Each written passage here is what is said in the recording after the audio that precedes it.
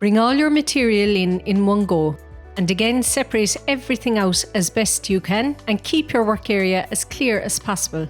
The one item that should probably be included here but is missing is a small disposable bin, but the isolator is simply too small and we don't want to increase the risk of contamination by cluttering up the isolator. For that reason, unnecessary items are also removed immediately, such as the tray. Throughout this process, you can see that the operator's movements are very slow and deliberate, so he's minimising the risk of contamination through particle generation.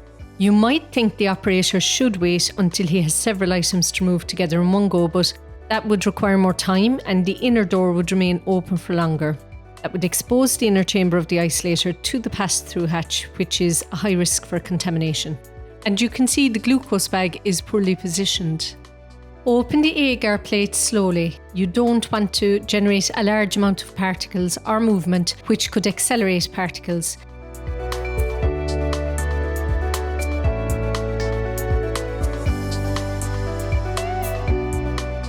And lay them in different areas of the isolator to make sure they're reflective of the whole isolator environment. The operator here is following a recipe, so you can see he takes saline, which is also double bagged,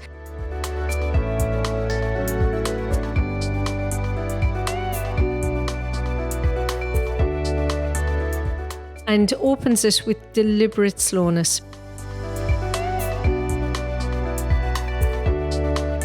Before attaching it to one of the hooks.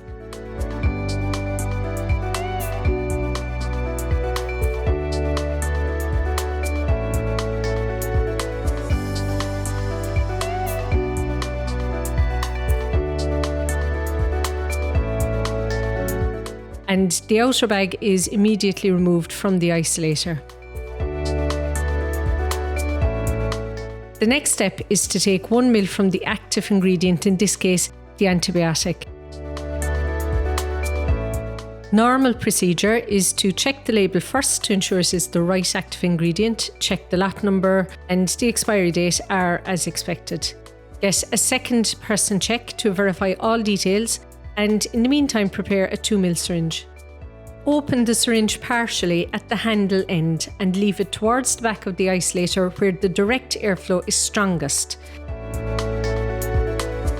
Partially open the corresponding syringe needle at the base end.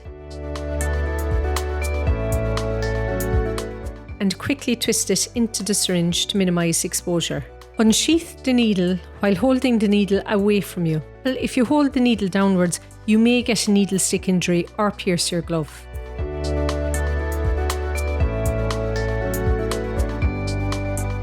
Pull the handle of the syringe down by about 1 ml to overpressurise the vial.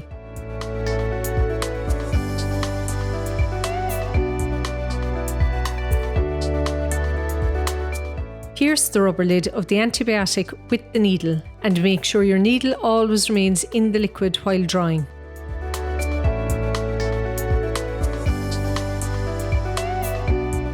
You will see that the liquid just flows into the vial without any force.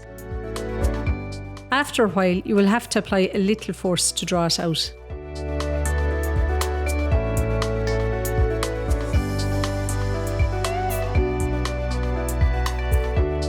Depress the syringe lever to remove the air and to adjust the volume in the vial to 1 ml.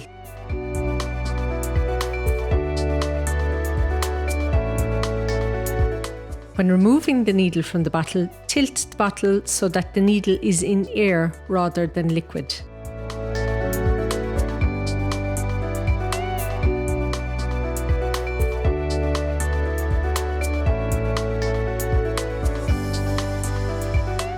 The operator here is flicking the side of the vial to remove any last air bubbles as much as possible, and he moves the base of the vial to the 1 ml mark.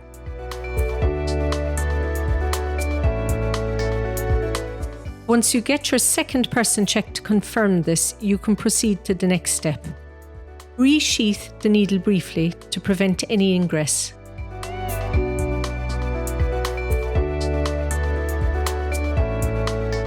The glucose bag has two stoppers. The white stopper is labelled in and the blue stopper out. Remove the white stopper and inject the vial contents into the glucose bag.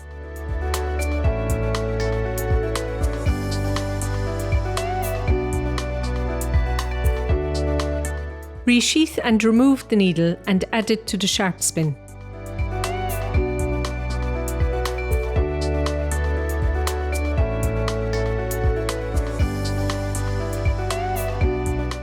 You might also be able to add the syringe like here, depending on the particular policy of where you work and how toxic the product is. Make sure to fully close the lid of the sharp spin. Now your product is ready to go and you can take everything back out of the isolator that will not be used for any subsequent operations. If you're going to be using some of the materials again soon, the items you require can be left in the isolator, which should remain switched on. Regardless, clean down the workspace in the isolator and make sure all items are spread out evenly. And that concludes this brief demonstration of operating within an isolator. Thank you.